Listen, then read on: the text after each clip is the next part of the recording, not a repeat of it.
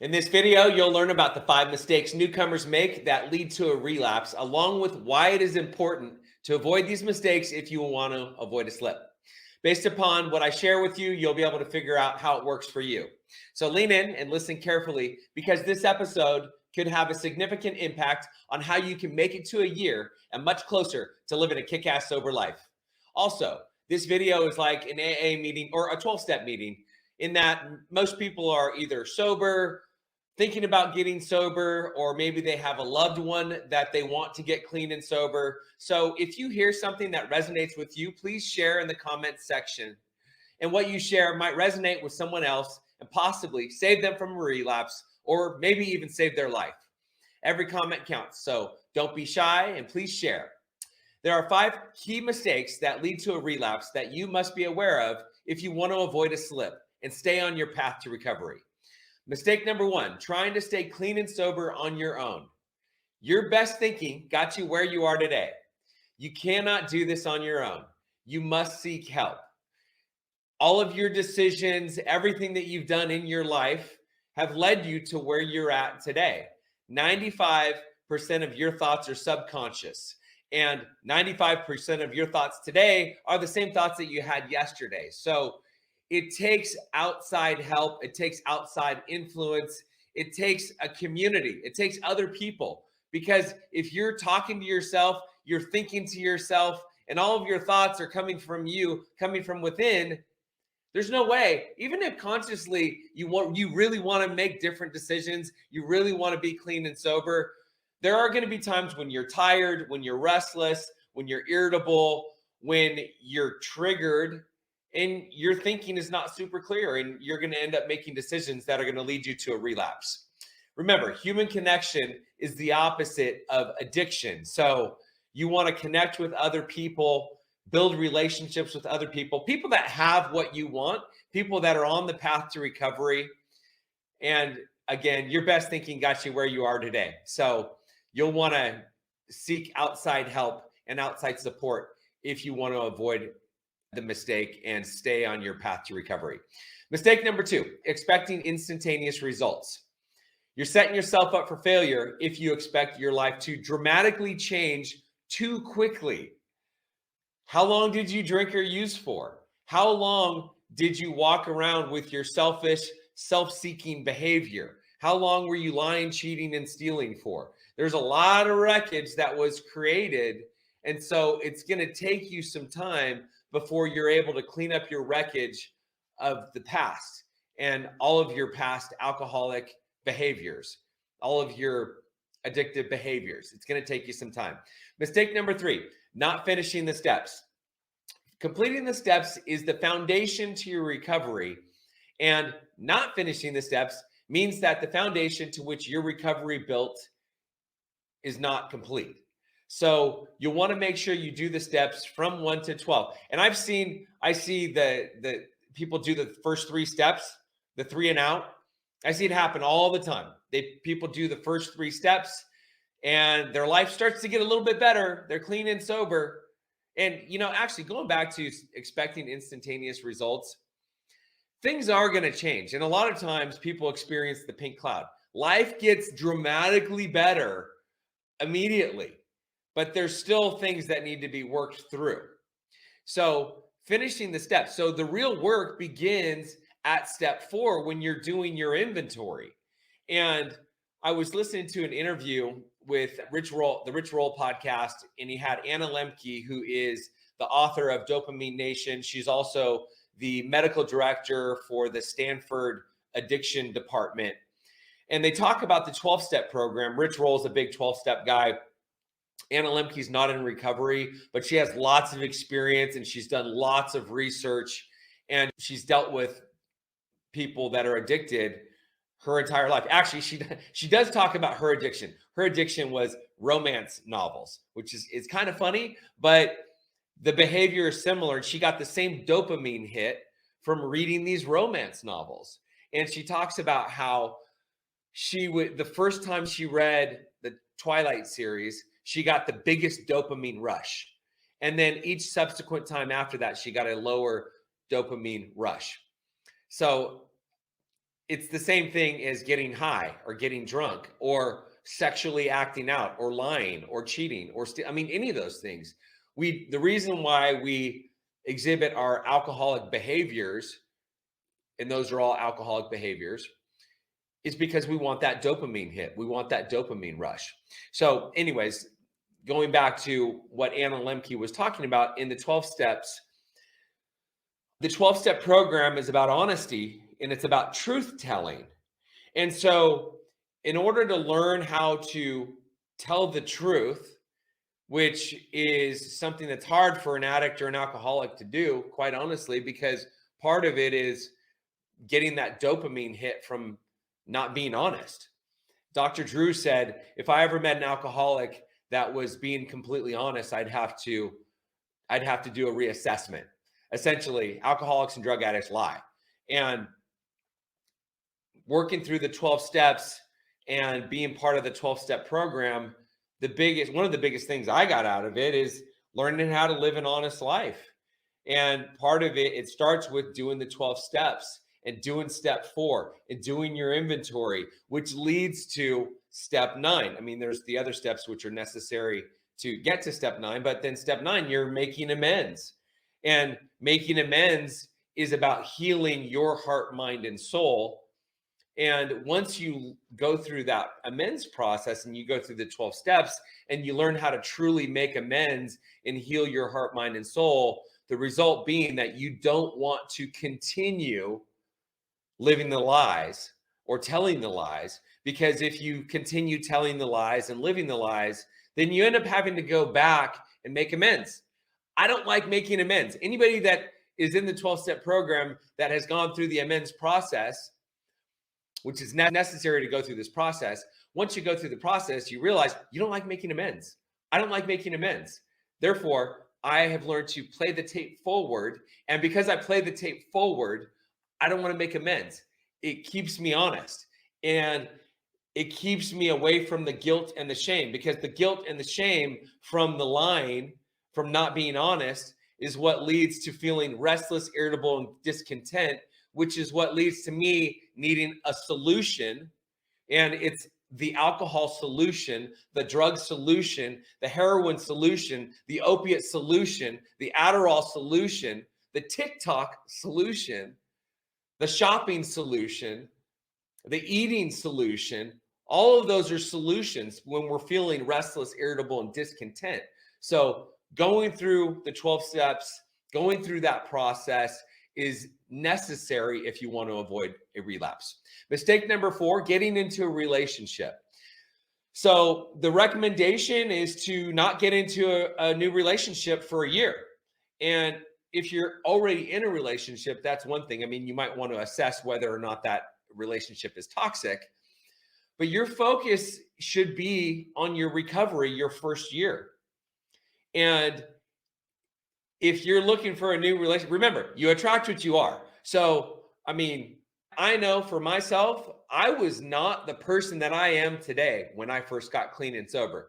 When I was first clean and sober, the women that I attract today they wouldn't be attracted to me when I first got clean and sober, even for my first 5 years. I mean, I continued to dramatically change, and I'm a completely different person today. Therefore, I attract different people, not just women, men, friends, associates, people that want to do business with me. The people that I attract into my world today are much different than the people that I attracted when I first got clean and sober. When I first got clean and sober, I was sick. I was broken for a long, long time. I had to do a lot of work to become a different person. And today, my world is so amazing and so full, and the relationships I have are like, you can't even compare. It takes a lot of work and it takes a lot of time. So really the focus should be on recovery. And the other thing I learned, and it took me a while to do that, because being in a relationship, you get a dopamine hit from being in a relationship, from having sex, from that connection, from that. I mean, we all want human connection, but focusing on another person, because it also leads to codependency, which is there's a lot of things. learned, it took me quite some time to really be comfortable and happy being by myself. Being by myself, not being in a romantic relationship. It took me a long time to get there, but I mean, I believe that being in a relationship is a positive thing, and being in a healthy relationship is a positive thing, and it leads to another level or another layer in my life. It adds to my life as long as the relationship is healthy, but I'm totally happy without being in a relationship too. I'm great when I'm not in a relationship, but I'm great when I am in a relationship too. So I know that for me, focusing on a relationship was not going to help me. And I didn't start dating for my first year. And actually, I was in a relationship for about 3 years. When I was about 5 years sober, I got into a relationship. I was in a relationship for about 3 years. It was a healthy relationship. It was a great relationship. I enjoyed it. And after 3 years, we broke up. We decided to go our separate ways. It was a healthy breakup. But I didn't date. I didn't plan on not dating for a year, but I didn't date for about a year after that. And it was great. I mean, I didn't plan on it, but it was the best thing I did because again, I was focusing back on my recovery, going to meetings, connecting with people, healthy relationships. And it was a good thing for me to do that. So, I mean, that was just my journey. That was my path. That was what I did. And so, yeah, you can take that for what it's worth. You attract what you are. And so if you believe that you're the person that you want to attract right now, then go for it. Start dating. But if you're not the person that you want to attract, and you can work with your sponsor to come up with a list of your ideals, your ideal woman, your ideal man, your ideal person. And if you're that person, that's really that's step one, is you come up with the list. And then once you come up with that list, you got to become that person. And when you become that person, then you're ready to start dating. In my opinion, that's just my opinion. So mistake number 5, hanging out with the friends you drank and used with. As they say, if you hang out at the barbershop too long, you're eventually going to get a haircut. So if you hang out with your old friends, the people that are doing the things that you used to do, your old lifestyle led you to where you're at today. You're the average of the 5 people you spend the most time with. And if you want to live a different life, then you're going to need to find new friends. And as they say, everything has to change. The only thing that needs to change in your life is everything. And that means new eating habits, new sleeping habits, new exercise habits. Maybe you learn how to pray and meditate. You learn how to sit. You learn how to get quiet. You learn how to, exercise, new hobbies, new interests, new friends. Like, everything has to change. And being around toxic people, and typically, I was hanging out with toxic people when I first got clean and sober, and that had to change. And the hard thing about it, one of the hard things for me anyways, is that I didn't attract what I wanted to be like yet. It took me some time. So my relationships continued to get better. They continued to get stronger. And it was a process. So I remember when I first got clean and sober, I have some friends that lived in San Francisco, and I went to visit them. And I live in Arizona right now. And I went to go visit some friends in San Francisco, Mike and Seth and Cameron, and they were drinking, they were doing cocaine, and they wanted to go to this strip club, and they were doing all of the things that were not conducive to my sobriety. They were not conducive to my recovery. It's not the lifestyle I wanted, nor was it the lifestyle that I was living.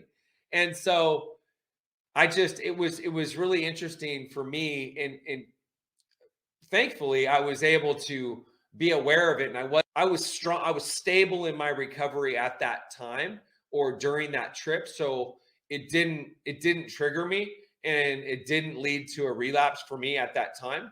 It could have, if I was at a time where I wasn't feeling good, I was feeling restless, irritable, discontent, I wasn't at a good time in my life, that could have easily led to me relapsing because all of my friends were doing it. They were all out having fun, or, that was their idea of fun. I mean, shoot, that was my idea of fun too, before I got clean and sober. And that's the solution. The solution, the alcohol, the strippers, the drugs, the staying out all night. And that's not the life that I live today, nor is it the life that I want. Gabor Mate says, it's a good thing you're being triggered because now you have the opportunity to explore. Okay, so speaking to being triggered, I just heard him at the Genius Network annual event, and that was one of the things he said. It's like we want to stay away from triggers. And I would say, especially early on in recovery, we want to stay away from the triggers, especially if we're not feeling secure, stable, and we're not of sound mind. Like we're new. When we're new, we want to stay away from the triggers as much as we possibly can. However, if you're around supportive people, you're in a supportive environment, especially if you're in a sober living home, a sober living environment, you're in IOP, you're in PHP, you're in treatment, you have a recovery coach. If you have these things, if you have that environment, then the triggers are actually not a bad thing, because when you're triggered and you're aware of being triggered, that gives you the opportunity to explore. Okay, why am I being triggered? Why am I feeling the way that I'm feeling? So here's a quick review about the insights you and I both rediscovered in this video. I gave an overview of the 5 mistakes that newcomers make that lead to a relapse, along with why avoiding these mistakes is imperative if you want to avoid a relapse. If you want to learn how to avoid these 5 mistakes so that you can supercharge your sobriety and give yourself the best chance of making it to a year, watch the next video as I dig into the first mistake. Remember, these insights will only work for you if you work them. So please make sure you apply what you've learned in this video, because if you do, you will be on your way to living a kick-ass sober life. And I think you'll agree that's exciting to think about. Before we end this video, I want you to go to the comment section and type in the one thing that resonated with you. Every comment counts, and what you share could resonate with someone else that is struggling and potentially save their life. So go ahead, share the one thing that resonated with you in the comment section. It will take just 60 seconds out of your day, but what you share could not only save you, but it could also save someone's life. Okay, that does it for this video. I'm Tim Westbrook, and I hope that our paths cross again in the next video. Do whatever it takes to join me for the next video in this series, because we are going to dig into mistake number 1, trying to stay clean and sober on your own. I will share my experience with this mistake along with how to avoid it. I encourage you to invite a friend, a loved one, or a sponsee to subscribe to this channel. I can't wait to connect with you then. It will be an insightful episode. So I really wanted you to join us with your loved one. If you found this video to be of value, be sure to like it, subscribe to our channel if you want to see more videos, leave a comment if you have a question, if you've got something to say. Camelback Recovery provides treatment services for people struggling with mental health, mental illness, addiction, alcoholism. So if you or someone you know is struggling, be sure to reach out to us. You can go to our website, camelbackrecovery.com, or our information is in the comment section below. And we provide everything from detox, inpatient, outpatient treatment, sober living, recovery coaching, sober companion services. So either we'll be able to help you, or we'll be able to refer you to people or treatment centers that might be a better fit. So I will see you in the next video.